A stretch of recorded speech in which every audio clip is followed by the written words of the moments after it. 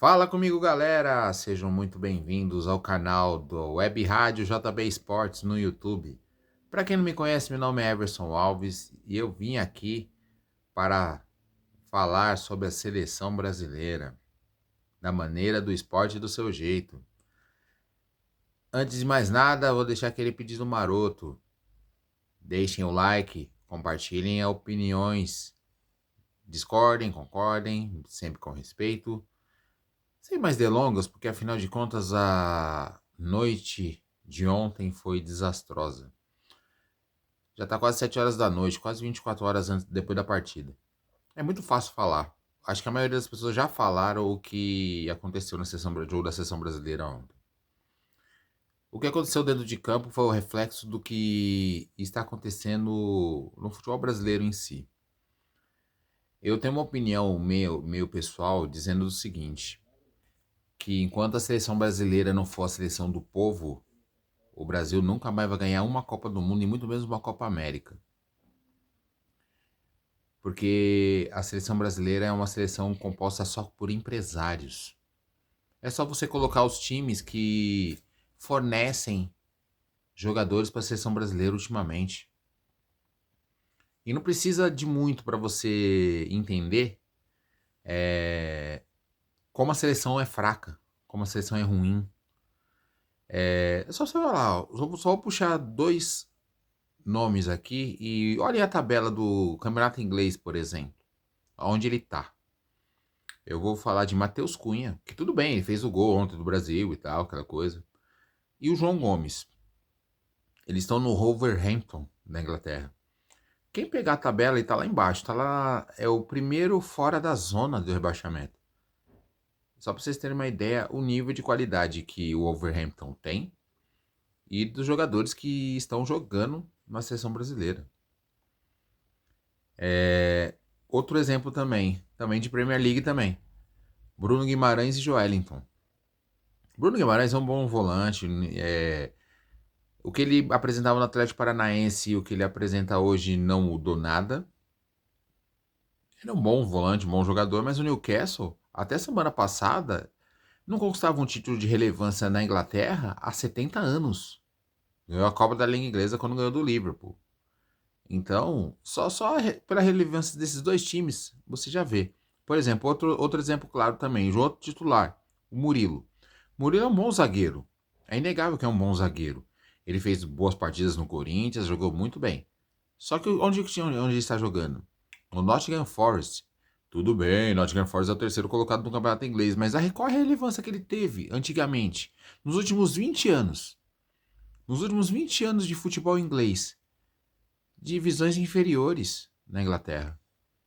O Nottingham Forest é um time tradicional, sim, só que na década de 70, 80 e o comecinho dos anos 90. Nos anos 70 eles ganharam duas Champions Leagues, enquanto tem outros times que estão aí milionários e conseguiram ganhar uma agora, que é o caso do Manchester City. Então, falta muita incoerência nessa seleção brasileira, muito ruim. A gestão é ruim, que é o Reginaldo Rodrigues, conseguiu ser reeleito até 2030. Vão ter que aturar esse cara. Eu temo pelo pior. Copa já é no ano que vem, com 48 clubes. E eu temo que a seleção brasileira corra um sério risco.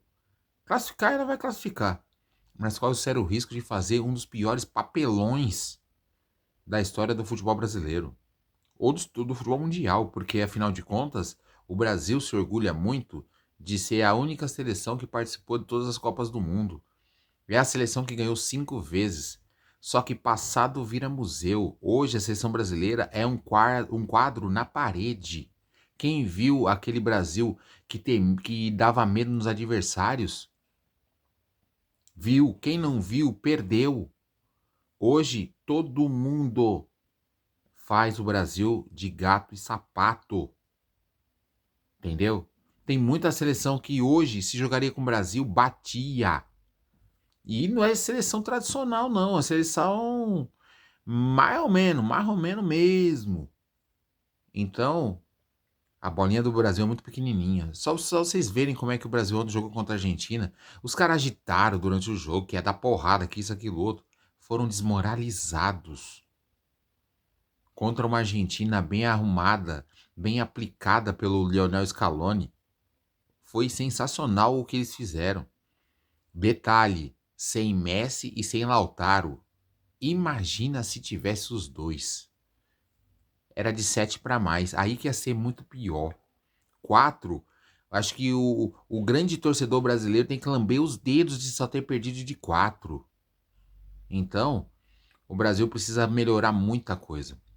Os principais jogadores, agora falando já de time grande, sumiram. Não aconteceu nada. Nem Rodrigo, nem Vini Júnior, nem Rafinha. Esse é o principal, é o agitador, é o refrigerante de 3 litros. Agitou, agitou, agitou e perdeu o gás depois. Então, é triste você ver a seleção brasileira do estado que está. E ano que vem tem Copa, hein? E corre o sério risco de passar o maior papelão da história do futebol brasileiro, quiçá do Mundial.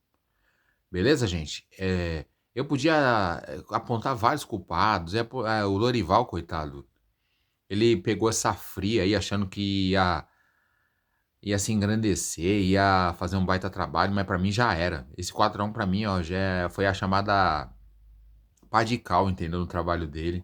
Que já não era um trabalho assim que de saltar os olhos, de arrancar suspiros da torcida brasileira. Então, pra mim já deu. E quem é que vai pôr no lugar? A safra dos treinadores brasileiros é muito fraca. Vai ter que depender de um cara de lá de fora. Entendeu? Mas quem é de lá de fora que vai pegar essa bucha, essa bagunça chamada Confederação Brasileira de Futebol? Ninguém, ninguém. Eu acho que ninguém de sã consciência vai sair lá da Europa, atravessar o Atlântico para vir pagar esse mico de conviver numa seleção onde é dominada por empresários.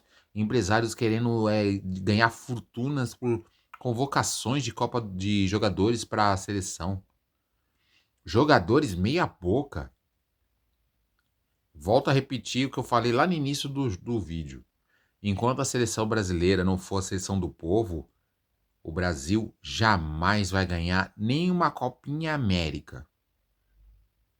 Entendeu, gente? Essa é a minha opinião da seleção brasileira.